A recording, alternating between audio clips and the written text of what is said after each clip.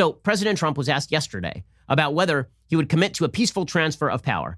Now, let's remember something about Trump. If he has never thought about a question, he has a pattern of thought. Okay, his pattern of thought is, well, think about it. I haven't really decided yet. We'll have to see what happens. He says this about everything. You could ask him, Mr. President, do you have any plan to launch a rocket filled with chihuahuas to the moon to set up a space colony? He'd be like, well, I haven't thought about that. It might be a good idea. Many people are saying it's a very good idea. Like you could literally say anything to him. Mr. President, do you have a plan to create a giant drill down to the center of the earth and then harness the heat of the earth's core and use it for energy to power the grid? And Trump would be like, well, that's something I've never thought of, but maybe it's many people. I have thought of it, actually. I've thought of it so much more than any other human has thought of it. And it might be a good idea. The experts are looking into it. We'll look into it. Okay, that's how he answers any question he has not considered for more than 20 seconds. Really, this is Trump. He is a font of babble. He's not quite a tower of babble, but he's certainly a fountain of babble. Right? Out of that mouth emerge many things. Some of them are fully formed thoughts. Many of them are not. Okay, so yesterday, on the aftermath of this Barton Gellman idiotic piece in The Atlantic, speculating that Trump is going to steal the election and all of this, Trump is asked about committing to a peaceful transfer of power.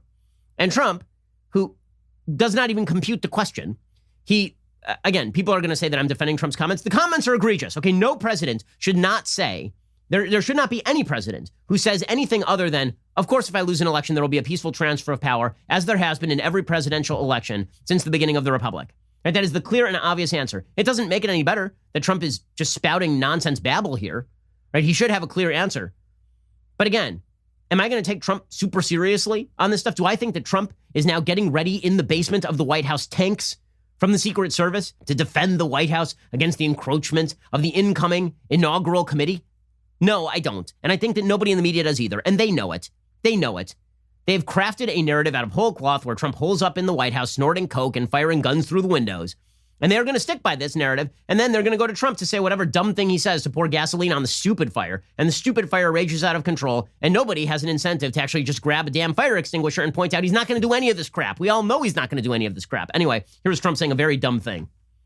Will you commit to making sure that there is a peaceful transferal of power after the election? Well, we're going to have to see what happens. You know that I've been complaining very strongly about the ballots, and the ballots are a disaster. I understand that, but people are rioting. Do you commit to making sure that there's a peaceful transferal of power? We want to get rid of the ballots, and we'll have a very peaceful.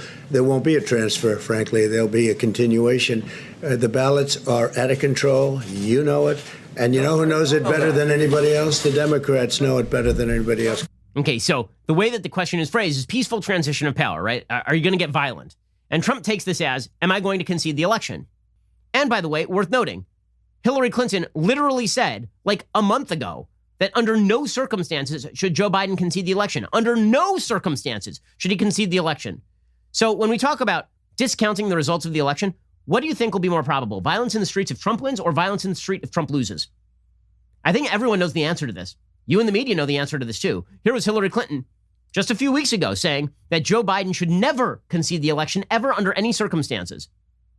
They have a couple of scenarios that they're looking toward. One is messing up absentee balloting so that they then get maybe a narrow advantage in the Electoral College on Election Day. Joe Biden should not concede under any circumstances because I think this is going to drag out, and eventually I do believe he will win if we don't give an inch and if we are as focused and relentless as the other side is. This is amazing. Okay, we're seeing violence in the streets. Is it right-wing violence that we're seeing in the streets?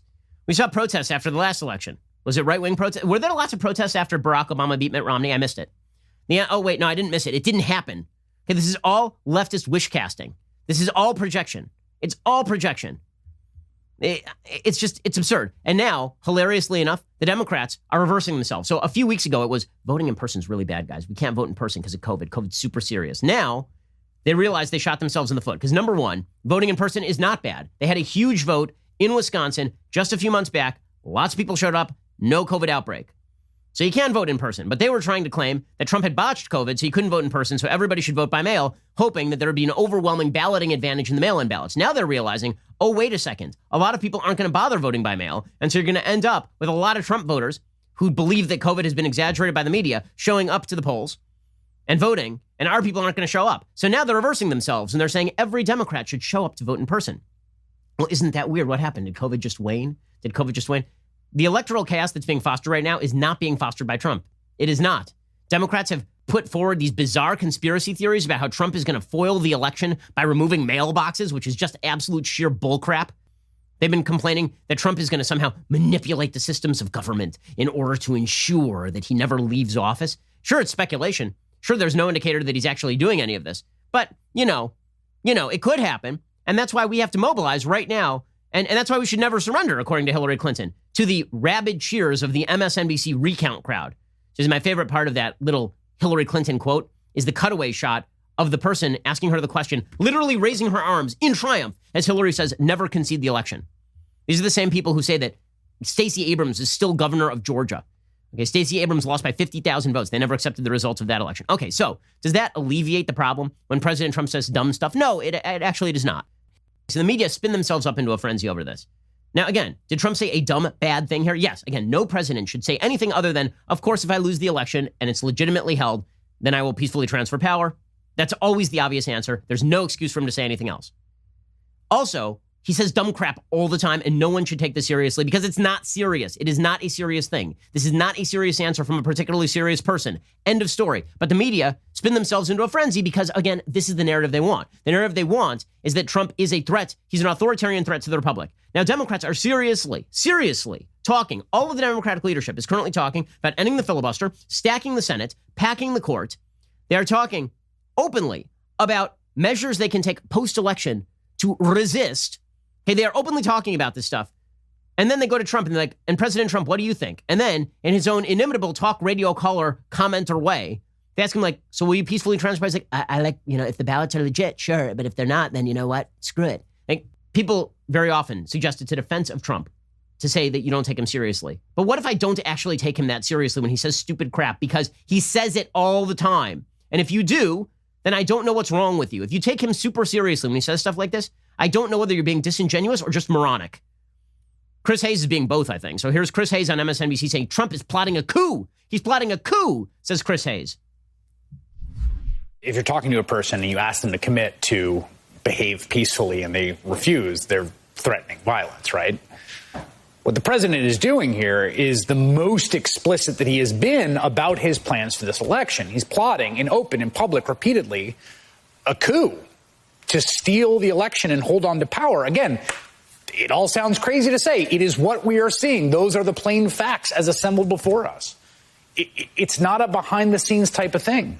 It's happening in public, in plain view. Okay, so what is the natural consequence of this sort of talk? The natural consequence of this sort of talk is that if Trump were to actually win, Democrats are now going to think that he couped it. Democrats are now going to think he stole the election. So they're incentivizing violence. They want the battle in the streets. They're incentivizing this sort of stuff. They've been doing it for months. Okay, you can try to pin it on Trump's idiotic comment yesterday. You can.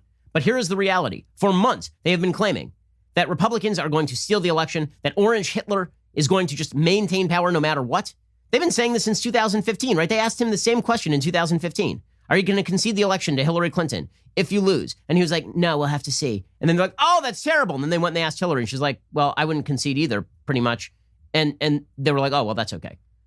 Okay, this is projection. The only people who are going to be resisting the results of an election are people on the left. We all know it. We all know that that's the reality. But the left have to project so that they can then claim that it's legit when they quote unquote resist.